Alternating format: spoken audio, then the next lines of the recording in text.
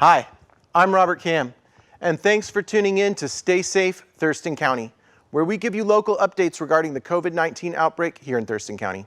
All interviews for this program will be done via webcam or telephone. Cameras are robotic and operated remotely. We will be doing several of these short video updates on different topics that affect our community. If you have any questions or suggestions for topics we should cover or information we should deliver, please send an email to rkam@tcmedia.org.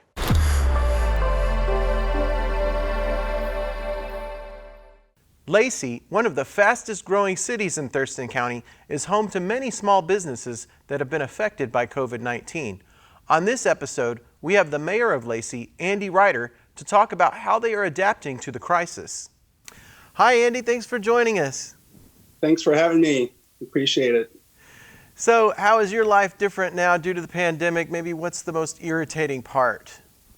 Well, I think this is sort of a good example of the new normal. Here we are video conferencing, and I've been video conferencing really quite a bit for the last couple of weeks. I'm involved in several different associations. I'm on the board of directors for the National League of Cities, and so, of course, COVID-19 has hit cities and towns across the United States very hard, and so the National League of Cities is our voice at the federal level, and so they've been very busy with the stimulus packages and trying to keep us informed. And since I'm on board of directors, I'm on video conferencing quite a bit with them. And then, of course, all my duties here as mayor, we are now doing video conferencing for all of our now public meetings, and so we're all getting used to life on Zoom, so to speak. And along with that, I'm also on the Washington Retail Association Board of Directors. And so, of course, the retail community in general has been hit very hard by COVID-19. And so we've been in touch quite a bit. So it seems like more often than not, I'm video conferencing these days. Yeah, we're actually doing television now via, well, obviously we're doing it right now, but I have a dance show where we're going to invite people to just dance in front of the webcams, and we're going to put it on TCTV. So that'll be fun. Excellent. You got to find these little fun things every now and then, right? In spite of everything. Yeah. It's definitely, like I said, a new normal, something that I couldn't have predicted even, a month ago. Right. I was actually in DC, National League of Cities conference, when really everything changed. It's when Maria Cantwell's office, one of her staffers, was found to be positive with COVID-19. And from really that point on, DC started shut down, and the ball just kept rolling. And by the time I got back home from that trip in DC, it's been really nonstop, trying to minimize the effects on people's lives in Lacey, all of our businesses, and of course all of our residents. And it's been almost nonstop trying to help as many people as we can. Yeah. So, what is the city of Lacey doing now to abide by the social distancing recommendations? Well, we of course are abiding by all the social distancing recommendations. Unfortunately, the City Hall is basically closed to the public right now. The only thing that is really open to the public is if you have a construction permit that needs to be processed, and we're even doing some of that through video conferencing online. And so, but really, from utility payments, everything is closed right now at City Hall. Also, the Jacob Smith House is closed, Lacey Museum, Timberland Library, our Lacey Maker space is closed, and of course our senior center is as well. So a lot of what we're known for public service here in Lacey is just shut down at the moment. Yeah, so your city buildings are shut down, but a lot of your departments are still functioning. Can you go into a little bit about what kind of innovative ways that you guys have found to stay open but abide by social distancing?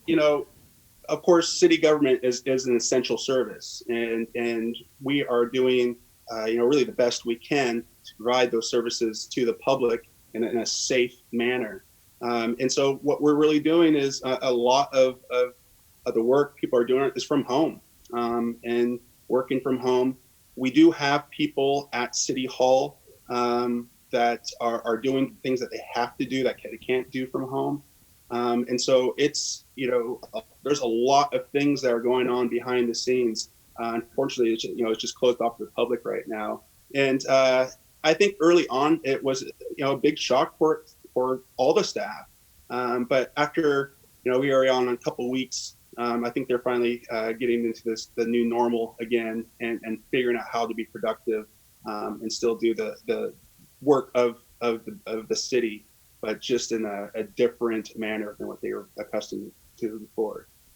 But people are still going to have like their yard waste, trash picked up, utilities are still running, of course. Yeah, and the biggest things is we're just trying to be smart about it. Yes, we are still maintaining the roads. We are still mowing when necessary. We're just not doing it as often, and we're just trying to be very mindful of this time where the governor has issued this, stay home and stay safe. And so that applies to everything we're trying to do in the city of Lacey. Okay, can you think of any city events that have been canceled? Are they being rescheduled? Yeah, unfortunately, this is one of the things that we had to make a call actually before the governor put out his stay home, stay safe, recommendations. And that was the cultural festival that we have taken over at the city of Lacey and been very proud to do. And we canceled that. That was early in the month. And then we've also had to cancel the STEM fair as well. And unfortunately, we've lost them this year. You really have to book those events out, months in advance to get that space. And so, unfortunately, we missed that. The next event is the Lacey Spring Fun Fair, and that's the middle of May. And at this point, we're not, positive that's going to be able to go forward either, unfortunately. And so we're hoping by the 3rd of July event is maybe the next event that we can get back open to the public, but we're just gonna have to wait and see. Okay, well, how do people find out if the next events are canceled? Is that through your website? Is that the best thing? Yeah, we've really, especially during this time, I feel like it's very important to be in contact with the public as much as possible. And so we're going to start doing actually small videos that we're going to be releasing from each of the council members, sort of just giving updates on what's going on that's from the city of Lacey. We're also talking about doing some virtual town meetings online, where there may be 2 or 3 of our council members, and we'll be able to ask or take questions from the people and be able to hopefully answer those questions and conduct some business that way. Since we don't really have this time where for open public meetings and having the time for the public can come and ask questions or concerns, we have to find a different avenue to be able to do that, because we're here to represent the people, and we want to hear their questions, hear their concerns, and be able to answer them. And so we'll just have to find a different avenue to do that. Yeah, well, I can speak for everybody here at the station. I think that we would like to assist you in any of those videos that you're making, or rebroadcast them on our channel. So please let us know about that. We appreciate that. Yes, we'll definitely let you know. And we still have your council meetings on our channels, and they're also streamed on Facebook, so people can still... And so I think from here on out, it'll be just probably myself at City Hall, and then all the other council members will be on Zoom, and so we're working out those details as well. We had our first run at it last Thursday, or maybe it was a week ago Thursday. I'm losing track of time. So we're trying to work that out as well. And so, like I said, this is all new to us as well. And so we just hope everyone can be patient with us, and we'll get through this together. Okay. Well, we're going to let you get back to the things you need to do today. Are there any final thoughts, any information that you need to get out to the public?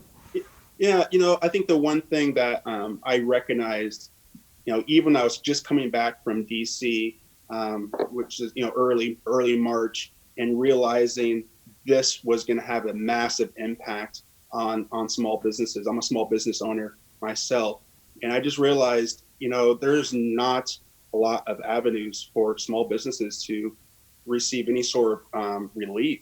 They're early on. They're talking about loan programs. Well, if you're a small business, it's very difficult not to qualify for a loan, but then to have to pay that money back at some point, especially in these uncertain times. And so the city of Lacey has a reserve account, an economic development fund. And so when I first got back from DC, I had a conversation with our city manager and our community and economic development director, and said, hey, is there any way we can set up a grant program for our businesses in Lacey, our small businesses in Lacey? And they immediately, Rick Walk, who's our community economic development director, and George from his department immediately started looking into how we could develop something like a grant program. And we reached out to the Economic Development Council that is located over at the Lacey's branch of the community college. Right. And we have got the council on board, and we're taking $1 million of our community economic that fund and breaking it up into grants for small businesses. So we're doing the first 50 businesses have been funded right now.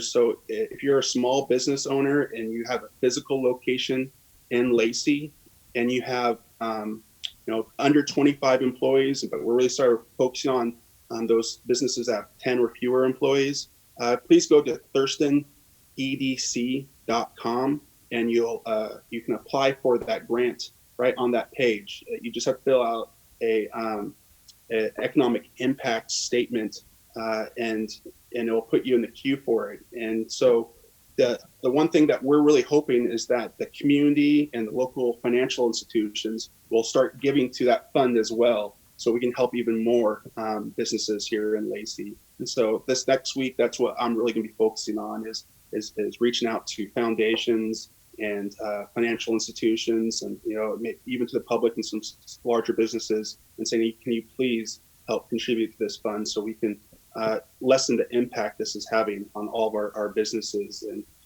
even it's only a $10,000 grant, but it may be the difference between that business being able to stay open and continue when we get through this or not. And it's certainly the first money they'll be receiving, because even the stimulus plans that have been passed, it takes a while for all that to happen, for the guidelines to come down, for that to get to your local financial institutions to be able to give that money out. And so, it's a ways off for any sort of business owner to find any relief anytime soon besides this grant program. All right, well, I think that sounds very proactive of you. Thank you for your time, Andy, and stay safe out there. And I'm glad you're not sick, and hopefully nobody is sick right now. Fingers crossed. Fingers crossed. Just everyone, just know that, Lacey, your local government has your back. If we can do anything to help you, we're already, waiving late fees on our utility payments. We're moving off the first quarter B&O tax payments. We're deferring that till end of April, and so we're given an extra month there. And so we're doing what we can on our side to lessen the impact for everyone. So just hang in there, be patient, care about each other, and we'll get through this together. All right, great. To find out about event cancellations or more details about changes to Lacey departments and services, visit ci.lacey.wa.us. If you have a small business in Lacey that is struggling, visit the Economic Development Council's website at thurstonedc.com. That's all we have for you today. Tune in next time for more updates. Again, if you have any questions or suggestions for something we should cover, send an email to rkam@tcmedia.org. Stay home, stay updated with Thurston Community Media, and stay safe, Thurston County.